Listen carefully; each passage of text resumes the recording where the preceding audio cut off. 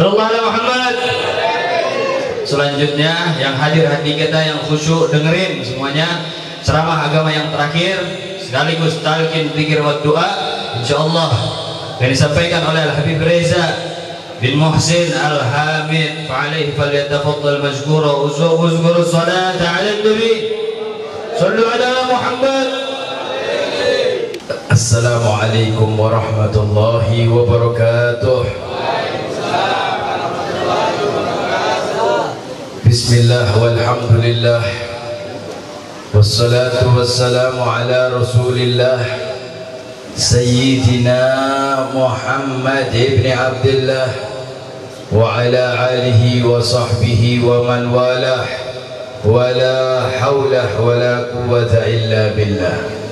Amma ba'du, alhamdulillah ala ni'matil Islam wa kafa biha min ni'mah.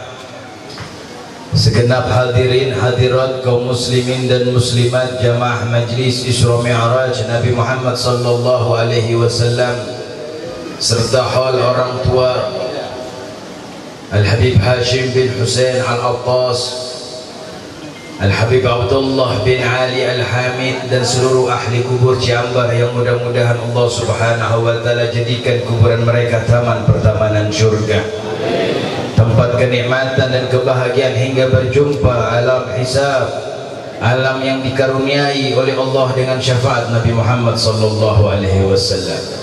Segenap para habib, para kiai, para ajengan yang mudah-mudahan mereka semuanya Allah barokahkan dunia dan akhiratnya. Terkhusus kepada adinda tercinta minas sulalah dari Sayyidil Am Al-Habib Abdullah bin Ali Al-Hamid, ada anak tua beliau Al-Habib Fakih, ada pengganti beliau di tempat ini Al-Habib Muhajir, ada adik-adik beliau di tengah kita.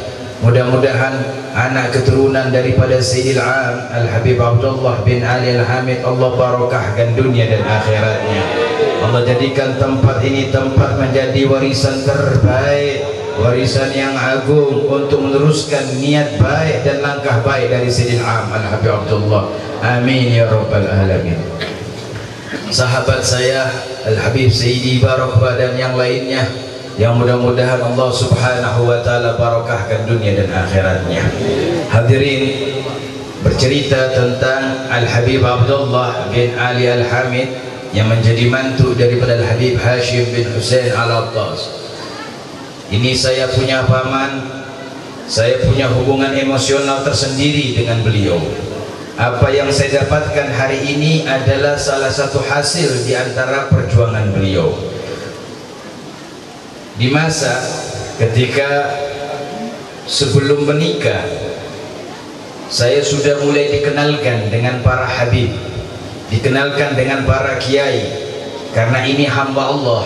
Al-Habib Abdullah bin Ali Al-Hamid adalah orang yang hobinya, kegemarannya silaturahmi, berkunjung kepada para ulama-ulama besar di zaman beliau, bahkan berharap barokah, doa dan ijazah. Di antara satu yang membuat saya menakjubkan ketika saya bertamu ke kediaman Al-Habib Saleh bin Muhsin Al-Hamid, bertabarruk dengan keturunan beliau. Salah satu di antara keturunan Al-Habib Saleh berkata, "Nama kamu siapa?" "Reza bin Muhsin." "Muhsin bin siapa?" "Muhsin bin Ali Al-Hamid." "Dari mana kamu?" "Dari Makassar Habib, asli Makassar." Lalu beliau berkata, "Berarti kamu keponakan dari Abdullah bin Ali Al-Hamid." "Nah, Abdullah taraddad ilaina," kata beliau. "Abdullah ini bolak-balik datang ke kami. Di masa saya masih kecil, ini Habib Abdullah sudah bolak-balik datang ke rumah anaknya Al-Habib Saleh bin Muhsin Al-Hamid, bahkan ta'alluq juga kepada beliau dan dibawa saya. Ketika saya masih kecil, anak-anak beliau belum lahir, bahkan beliau belum menikah, saya sudah dibawa untuk mengenalkan satu persatu. Saya dibawa kepada Al-Habib Abdullah Kerasan, dibawa untuk berkunjung kepada orang-orang mulia yang berada di sekitar Jabodetabek. Hingga ketika masa itu ayah saya seorang pekerja, ibu saya seorang pekerja. Ini saya punya paman bilang kepada ayah saya, Habib Muhsin, karena beliau manggil ayah saya Habib Muhsin, penghormatan beliau, nggak bilang abang wala nggak bilang kakak. Habib Muhsin, ini anaknya antum, Reza Kalau biar sama anak bawa ke Habib Nagib bin Syekh Abu Bakar. Itu baru tamat SD, langsung dibawa, langsung ditanya saya, ya Reza, ente mau mondok apa mau lanjut seperti apa ente atau seperti kakak ente? Waktu itu saya sering diceritakan tentang kekaromahan, kehebatan Syekh Abu Bakar bin Salim. Saya tertarik, pengen juga kayak orang-orang hebat semacam itu. Maka saya pengen pondok, dibawa langsung sama beliau. Beliau sendiri yang bawa saya ke Habib Nagib bin Syekh Abu Bakar. Itu baru tamat SD, dititipkan langsung dari lisan beliau. Dan hasilnya lah sampai saat ini yang jauh berbeda antara saya dengan ayah saya, seorang ayah pebisnis pekerja, lalu seorang anaknya yang pertama yang seharusnya mengikuti gerak langkah abahnya berubah drastis, bermanuver yang jauh, hasil dari perjuangan Al-Habib Abdullah bin Ali Al-Hamid, hingga melahirkan orang-orang yang mulia, termasuk putra-putra beliau, bahkan putri-putri beliau, bahkan putri beliau yang kecil-kecil saat ini pun berada di pondok pesantren. Memang hubungan beliau kuat dengan para ulamanya Allah Subhanahu wa Ta'ala, dan sering menasihati saya dengan ucapan yang ringan, sampai ketika saya lepas dari pondok pesantren, ketika hatam di Habib Nagib 3 mendekati 4 tahun, lalu diajak beliau, kalau kau sudah berhenti di Habib Nagib tidak boleh kemana-mana kecuali ke Habib Hasan Baharu,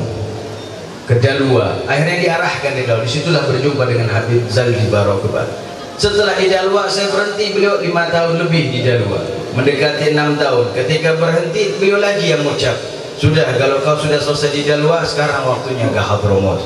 Tapi sebelum ke Hadramut kau bertabarruk kepada Walid Al-Habib Ali, ayah daripada Al-Habib Ali, Al-Habib Abdurrahman As-Segaf Bukit Duri As-Sagofah. 4 bulan saya di situ duduk bareng, karena seharusnya daftar pertama kali ke situ sebelum ke Habib Nagib, cuman ngantrinya 14 tahun waktu itu.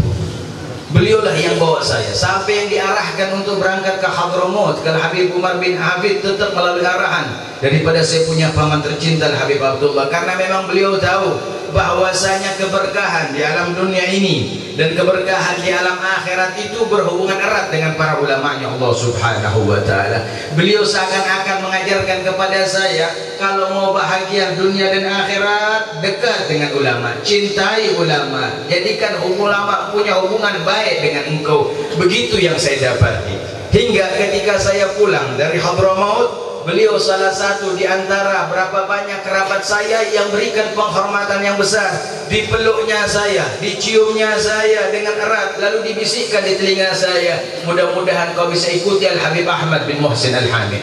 Beliau sebutkan nama kakek beliau, Al-Habib Ahmad bin Muhsin Al-Hamid, salah seorang yang mulia, yang luar biasa, berdakwah di tanah Bugis dan Makassar, yang lahir di tanah Makassar hasil dari hijrahnya ayah beliau Al-Habib Muhsin. Dibisiki ulang-ulang, setiap kali bertemu dipeluknya saya, dibisiki lagi, mudah-mudahan kau ngikutin. Maksudnya apa? Ayah saya pekerja, pebisnis, kaulah jadi seorang ulama, ustaz, da'i ilallah. Alhamdulillah, di antara hasil didikan beliau kepada keponakan beliau inilah sampai akhirnya Allah Subhanahu wa Ta'ala membukakan pemahaman bahwasanya memang betul kalau kita hidup di alam dunia ini, dekat dengan ulama menjadi jalan terbaik, dekat dengan ulama menjadi kebutuhan kita. Hadirin, berhati-hatilah. Terlebih andai kita mau merenung siapa kita dan siapa ini Habib Abdullah. Ini Habib Abdullah semua orang tahu. Bahkan sekarang yang menjadi mertua daripada saya punya adik, yaitu Al-Habib Husain bin Ali bin Husain As-Siri, salah satu sahabatnya. Bagaimana orang-orang yang kenal ini Habib tahu bagaimana hati beliau, tahu bagaimana jiwa beliau. Orang baik, orang yang punya adab, punya barokah yang luar biasa, punya rendah hati dengan segala macam. Daripada kekurangan beliau, yang tampak adalah sifat yang mulia, hati bersih pada diri beliau. Beliau saja orang yang seperti ini, beliau saja orang yang seperti itu punya derajat yang khusus di sisi Allah, masih butuh kepada para ulamanya Allah.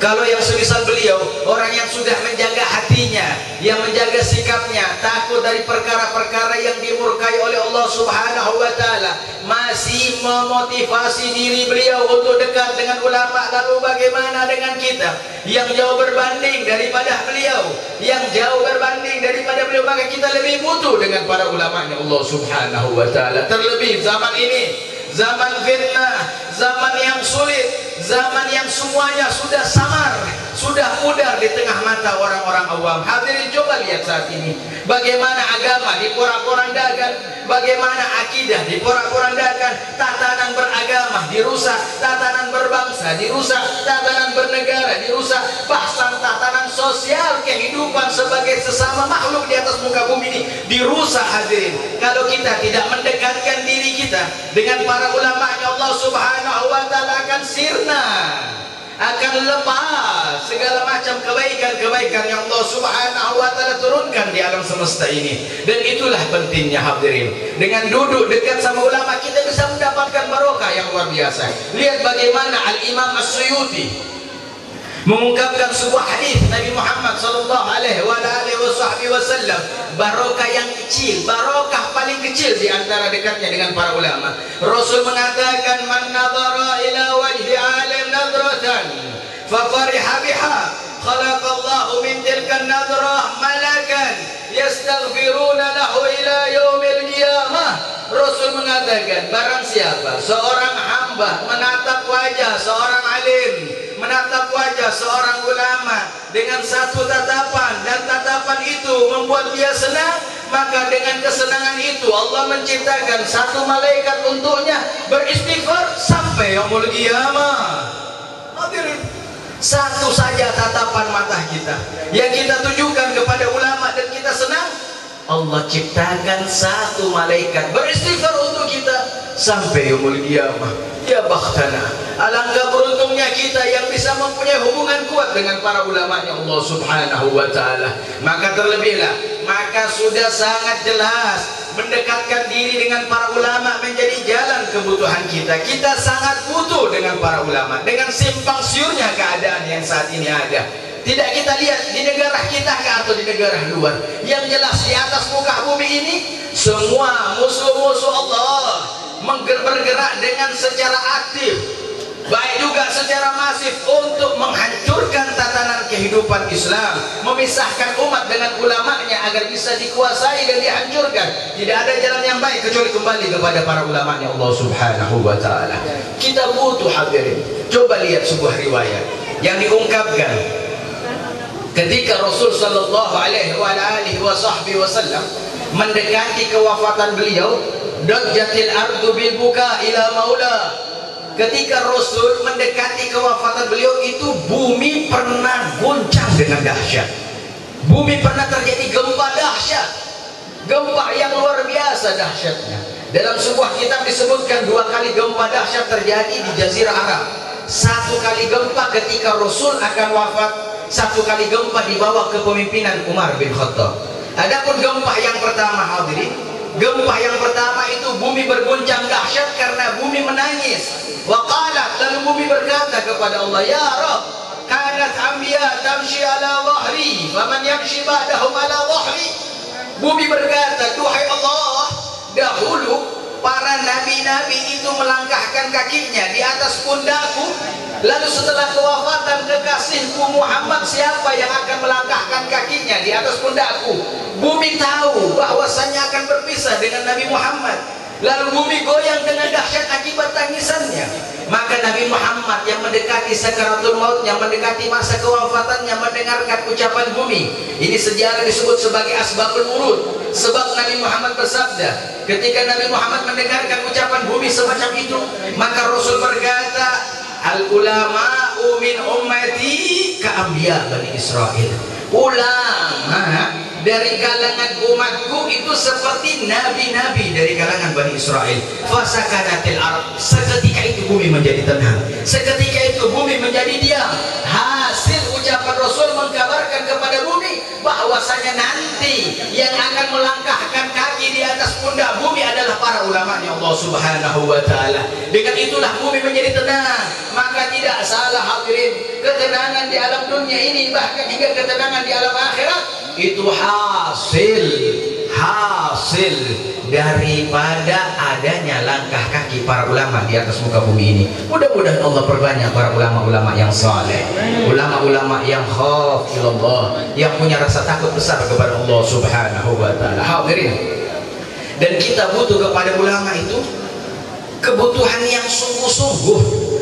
Bukan kebutuhan pada ulama, bukan dalam perkara yang ringan, yang sebagaimana diungkapkan oleh sebagian para dai, bahwasanya kita butuh para ulama, bahkan mulai dari perkara kecil sampai perkara terbesar.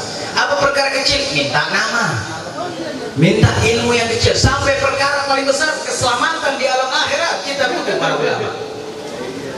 Sebagaimana disebutkan dalam sebuah hadis yang disebutkan juga oleh Imam As-Suyuti, nanti pada hari kiamat Allah Subhanahu wa ta'ala berkata kepada orang saleh yang ahli ibadah, seorang abid, maka Allah berkata kepada orang saleh dengan ucapan udkhulul jannata wa tana'am, masuklah ke dalam surga, udkhulul jannata bi rahmati wa tana'am, masuklah engkau ke dalam surga dengan kasih sayangku dan nikmati surga. Allah berkata kepada orang yang rajin sholat, yang rajin puasa, yang rajin ibadah, silahkan masuk surga dengan rahmatku dan nikmati surga tersebut. Namun ketika kaki seorang ulama akan masuk ke dalam surga, Allah berkata kepada mereka, para orang alim, para ulama, gifuna, diminta berhenti oleh Allah, berhenti di situ. Allah tidak mengizinkan para ulama untuk masuk ke dalam surga terlebih dahulu. Lalu Allah berkata ketika telah memberhentikan ulama di pintu surga, Allah berkata kepada mereka, ishfa liman ahbabta fa innaka la tashfa illa syafa'ta faqamal maqamal anbiya. Allah berkata kepada mereka, syafaati dulu orang yang kau cintai. Tidaklah engkau memberikan syafaat kepada orang yang kau cintai kecuali aku izinkan syafaat kepadanya. Maka para ulama mendapatkan derajat seperti derajatnya para nabi, yaitu memberikan syafaat kepada orang-orang yang dia cintai. Bahkan di dalam syarah dari hadis ini disebutkan, Allah tidak membatasi syafaatnya para ulama kepada siapa saja yang dia cintai. Kepada syahid Allah bataskan 70 orang yang dia cintai. Seorang yang mati syahid, Allah akan izinkan 70 orang yang dia cintai untuk dia syafaati. Namun para ulama, Allah tidak membatasi berapapun jumlah dari hamba Allah yang ulama tersebut cintai, maka mereka semuanya diizinkan untuk mendapatkan syafaat. Mudah-mudahan kita golongan orang-orang yang dicintai oleh para ulama, yang mendapatkan kecintaan para ulama hingga bermanfaat di alam akhirat. Hadirin, bahkan kebutuhan kita terhadap para ulama ini tidak hanya sampai di alam akhirat, bahkan di dalam surga kita masih butuh kepada para ulama. Sebagaimana diungkapkan oleh sahabat Muaz bin Jabal, seorang sahabat Nabi yang masih muda, yang diizinkan oleh Nabi berdakwah di zaman Nabi ke kota Yaman, ke negara Yaman. Sahabat Muaz bin Jabal pernah berkata di hadapan sahabat-sahabat Nabi, innakum la tahtajuna ila ulama'i hatta fil jannah. Seorang sahabat Nabi ini berkata, kalian butuh kepada para ulama walaupun kalian berada di dalam surganya Allah Subhanahu wa ta'ala. Walaupun kita berada di dalam surga, kita masih butuh kepada ulama. Hingga ditanya, wahai sahabat Nabi, kalau kami butuh ulama di dunia, kami paham. Kalau kami butuh ulama di alam dunia ini, kami mengerti. Melalui ulama kami belajar, melalui ulama kami mengenal Allah, melalui ulama kami mengenal daripada Rasulullah, melalui ulama kami kenal yang mana baik, yang mana buruk. Namun kalau di dalam surga, kebutuhan semacam apa terhadap para ulama? Jelaskan kepada kami. Maka sahabat Muaz berkata, ketika seluruh penduduk surga sudah masuk ke dalam surga, lalu diserukan kepada penduduk surga, tana'am, nikmati surga, halummu ila hawaijikum, rasakan kelezatan surga. Kita diperintahkan oleh Allah untuk menikmati surga, hingga terdapat orang-orang saling menoleh satu dengan yang lainnya. La yadrun, mereka tidak tahu bagaimana cara menikmati surga, hatta yas'aluna ilal ulama, sampai mereka harus bertanya dulu kepada ulama bagaimana cara menikmati surganya Allah Subhanahu wa ta'ala. Hadirin, cara menikmati surga butuh ilmu. Hadirin, sebagaimana diungkapkan oleh Datuk Al-Habib Hashim bin Hussein, yaitu Al-Habib Umar bin Abdurrahman Al-Attas, ketika beliau disuguhkan semangka di hadapan beliau, beliau tidak makan terlebih dahulu, dihiasi di semangka. Sampai orang-orang yang mengundang beliau Sahibul Bait ini menyangka jangan-jangan harta saya ini dari harta yang haram. Hingga Habib Umar bin Abdurrahman Sahibul Ratibul Attas tidak mau memakannya. Hingga akhirnya tuan rumah ini rasa penasarannya tidak kuat ditahan, ditanyakan langsung kepada Habib Umar bin Abdurrahman, Habib, apakah semangka yang kau makan ini tidak engkau suka, ataukah semangka ini ada daripada mata basirul antum, ada sesuatu perkara yang tidak diridhoi oleh Allah Subhanahu wa taala? Maka Habib Umar bin Abdurrahman Al-Atas berkata, tidak, saya dari tadi melihat ini semangka dan tidak makan karena saya belum tahu bagaimana cara Rasul memakan semangka. Beliau belum mau makan semangka karena belum tahu cara ilmunya makan semangka. Untuk menikmati semangka ada ilmunya, hadirin. Begitulah pemahaman para ulama sebelum kita.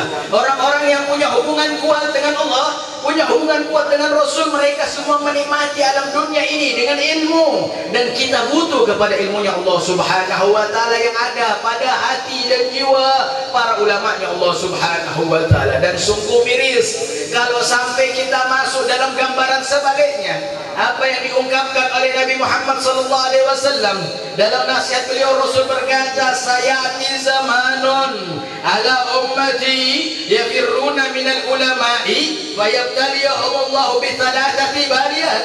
Rasul mengatakan akan datang nanti dari golongan umatku mereka berpaling dari para ulama-ulamanya Allah, mereka berpaling daripada pemangku-pemangku ilmu, mereka menjauh daripada pemilik-pemilik ilmu, maka Allah akan timpahkan kepada mereka 3 bala. Hadirin, pegang baik-baik ini, pegang baik-baik. Walhamdulillah, sekarang ini Indonesia nggak kurang-kurang, tinggal kitanya saja. Saya ingat ketika pertama kali Al-Habib Naufal Al-Kaf akan masuk ke sini, waktu itu saya masih berada di Pondok Pesantren Al-Khairat. Ketika beliau akan pindah sini, beberapa santri ikut berangkat ke sini untuk berkhidmah, membantu beliau.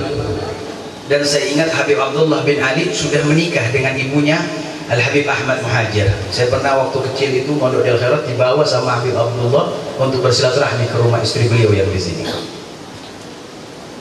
Keadaan yang semacam itu yang saya saksikan luar biasa.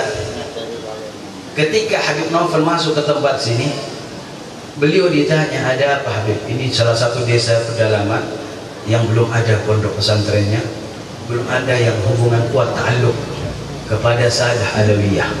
Beliau masuk, rahmatnya Habib Naufal, kasih sayangnya Habib Naufal, biar warga sekitar sini mengenal Allah, maka beliau masukkan diri beliau. Bersama itu beliau diminta di sana dan di sini.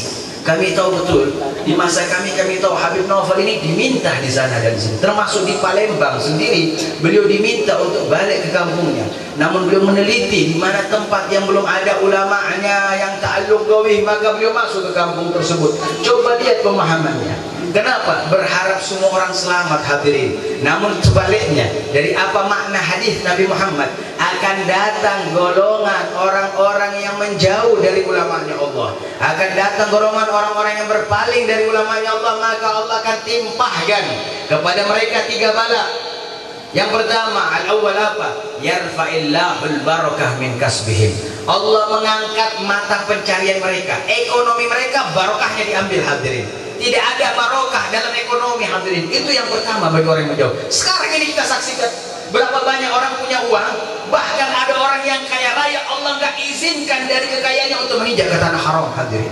Berapa banyak orang punya uang, Allah nggak izinkan, Allah nggak kasih hidayah untuk berangkat haji ataupun berangkat umroh. Bahkan dari uangnya bisa umrohnya tiap bulan, dari uangnya bisa hajinya tiap tahun, namun Allah nggak ambil itu barokah, hadirin. Allah sudah ambil itu barokah, Allah nggak berikan hidayah. Bahkan ada orang kaya, hartanya tidak bisa menjadi bekal untuk alam akhiratnya. Punya tetangga yang miskin menjadi sebab tidak Allah kasih hidayah untuk bisa berbagi. Barokah dalam ekonominya tidak didapatkan, hadirin. Lalu berapa banyak lagi orang-orang yang tidak punya harta, diangkat keberkahannya dengan apa? Semakin sulit, mau makan sulit, mau minum sulit, untuk nafkah sehari-hari sulit. Mereka lah golongan orang-orang yang berpaling dari ulamanya Allah Subhanahu wa ta'ala, hingga Allah angkat barokah dari ekonomi mereka. Lalu yang kedua, hadirin, yang kedua kita perlu mawas diri. Rasul sallallahu alaihi wasallam mengatakan bala yang kedua dari golongan orang-orang yang berpaling dari ulamanya Allah, wa yusallitullahu sultanan dzalima. Dan orang yang berpaling dari ulamanya Allah, Allah akan utuskan kepada mereka pemimpin-pemimpin yang zalim. Hadirin, ini sebuah dalil nas daripada lisan Nabi Muhammad, rujukannya langsung dari lisan lisan Nabi Muhammad. Orang yang jauh dari ulama diutus kepada mereka pemimpin yang zalim. Saya tidak berkata kepada pemimpin kerajaan, tidak berkata kepada pemimpin pemerintahan, bahkan pemimpin yang paling rendah yaitu pemimpin rumah tangga akan diutus pemimpin yang zalim. Maka ulama berkata, evaluasi pada diri. Kalau bisa kita merenungkan apa yang ada pada diri kita. Kalau kita dapatkan pemimpin zalim, bisa jadi karena kita sudah mulai menjauh dari ulama Allah Subhanahu wa taala. Kalau kita mendapat pemimpin yang zalim, bisa jadi kita jauh daripada kasih sayang Allah, dan itu sudah terulang dari masa demi masa. Bahkan negeri kita ini membuktikan, karena kita menjauh dari para ulama, nanti diutus pemimpin yang tidak kenal kasih sayang, hadirin, tidak kenal perhatian, tidak kenal kebijakan yang merayat, tidak mengenal kebijakan yang mensentosakan. Yang dikenal adalah apa? Semakin menyulitkan. Dampak dari orang-orang yang menjauh dari para ulama Allah Subhanahu wa taala. Mudah-mudahan kita semakin dekat dengan ulama dan Allah utus kepada kita pemimpin yang adil. Pemimpin yang adil. Amin ya rabbal alamin. Sedikit mengutip tentang pemimpin yang adil. Tadi pertama saya berkata ada dua gempa terjadi di masa Nabi Muhammad dan sahabat Nabi. Gempa ketika Rasulullah akan wafat dan gempa ketika di zaman Umar bin Khattab. Bahkan gempa di zaman kekhalifahan Umar bin Khattab tercatat sebagai gempa yang paling dahsyat, mampu mengguncang dahsyat Jazirah Arab. Ketika gempa terjadi di bawah kepemimpinan Umar bin Khattab, maka beliau mengambil tongkat beliau, dalam riwayat cambuk beliau, lalu dipukulkan ke bumi. Uskun ya Arab, idza lam ya'dil Umar fahalaka Umar. Diam wahai bumi, kalau Umar tidak berbuat adil maka binasalah Umar. Fasakana ta'at, seketika bumi itu tenang. Maka ulama berkata dari sejarah semacam itu, yang membuat gempa itu tenang adalah pemimpin yang adil. Sayyidina Umar berkata, kalau Umar tidak berbuat adil maka Umar bakal celaka. Dipukulnya itu bumi dengan ucapan, diamlah wahai bumi, tenanglah wahai bumi. Kalau Umar tidak berbuat adil dalam kepemimpinan maka celakalah Umar. Seketika itu bumi menjadi tenang, hadirin. Itu akibat pemimpin adil. Mudah-mudahan Allah lahirkan ke negeri Indonesia ini pemimpin yang adil, pemimpin yang kenal dengan ulama, pemimpin yang mendekat dengan ulama. Jika dua dikolaborasikan, jika dua digabungkan, seorang ulama yang saleh takut kepada Allah dan seorang pemimpin yang adil takut kepada Allah, maka kita akan kembali ke zaman keemasan Islam, ke zaman keemasan umat. Amin ya rabbal alamin. Amin ya rabbal. Mudah-mudahan ke depan ini dengan adanya pesta demokrasi, Allah menangkan orang-orang yang hebat, Allah menangkan orang-orang yang saleh. Allah kembalikan negeri Indonesia ini menjadi baldatun thayyibatun wa rabbun ghafur, menjadi negeri yang hidupnya penuh dengan catatan, dengan kedekatan dengan para ulama. Allah kembalikan negeri Indonesia sebagai negeri yang sentosa, negeri yang tenang, negeri yang penuh dengan kebahagiaan. Amin ya rabbal. Yang terakhir daripada ucapan Nabi Muhammad sallallahu alaihi wa alihi wasallam, dan ucapan yang terakhir, bala yang ketiga yang Rasulullah ucapkan adalah perkara yang paling ditakuti para nabi, para rasul dan para ulama sendiri. Rasul berkata, orang-orang yang berpaling dari ulamanya Allah, Rasul mengatakan akan ditimpa bala yang ketiga kepadanya. Apa? Yakhrujuna minad dunya bighairi iman. Orang yang menjauh dari ulama, dia akan keluar dari alam dunia ini tidak bawa iman. Ruh dan jasadnya terpisah, akidahnya lepas. Ruh dan jasadnya terpisah, agamanya lepas. Itulah dampak dari bala yang ketiga dari golongan orang-orang yang menjauh dari para ulama-Nya Allah Subhanahu wa taala. Maka takutkanlah apa yang telah menjadi peringatan, ancaman dari Nabi Muhammad sallallahu alaihi wasallam. Dan perlu kita mawas diri, jikalau menjauh saja dari ulama-Nya Allah ditimpa perkara tiga bala tersebut, lalu bagaimana? Menghukum ulama, menzolimi ulama, mencaci maki ulama, membunuh ulama. Bagaimana perkara yang lebih parah daripada menjauhi ulama? Dan mudah-mudahan kita berharap Allah Subhanahu wa taala jadikan keturunan kita orang-orang yang mengenal ulama. Amin. Keturunan kita yang punya hubungan dengan ulama. Amin. Dan mudah-mudahan salah satu di antara keturunan kita dijadikan ulama oleh Allah Subhanahu wa taala. Amin ya rabbal. Dan kita berharap semua keturunan kita menjadi ulama. Ya rabbal alamin, ya rabbal, ya rabbal. Afdalu ma qultu ana wan nabiyuna min qabli fa'lam annahu la ilaha illallah. Silakan.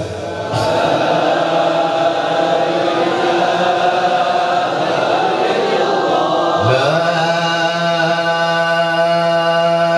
ilaha illallah.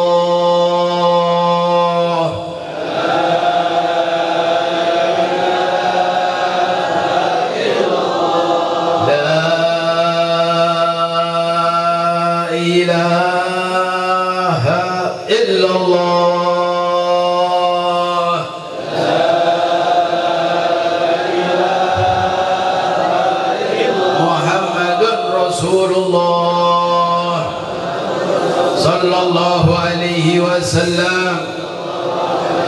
Alaiha nahya wa alaiha namut wa biha nub'athu insyaallah minal aminin minal aminin minal aminin.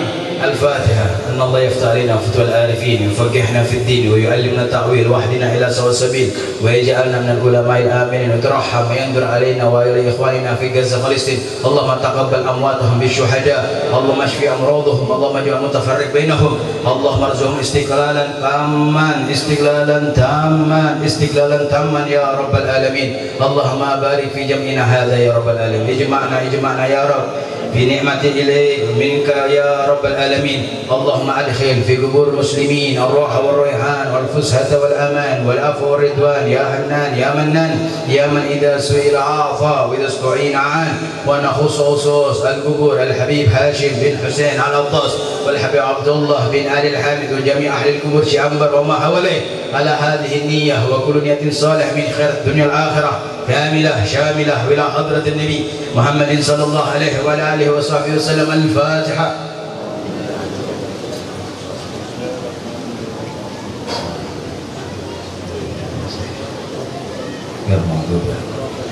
اللهم بحق الفاتحة ومعجزة الفاتحة وكرامة الفاتحة وسر الفاتحة ونور الفاتحة أن تغفر لنا بكل الخير وأن تتفضل علينا بكل خير وأن تجعلنا من أهل الخير وأن تعاملنا معاملتك لأهل الخير وأن تحفظنا في أدياننا وأنفسنا وأهلنا وأولادنا وأصحابنا وأحبابنا وجيراننا وذرياتنا وبلادنا وديارنا ومجالسنا ومعاهدنا من كل محنة وبؤس وفتنة وضير واختم لنا أمورنا في خير ولطف العافية. وآخر دعوانا الحمد لله رب العالمين والسلام عليكم ورحمة الله وبركاته.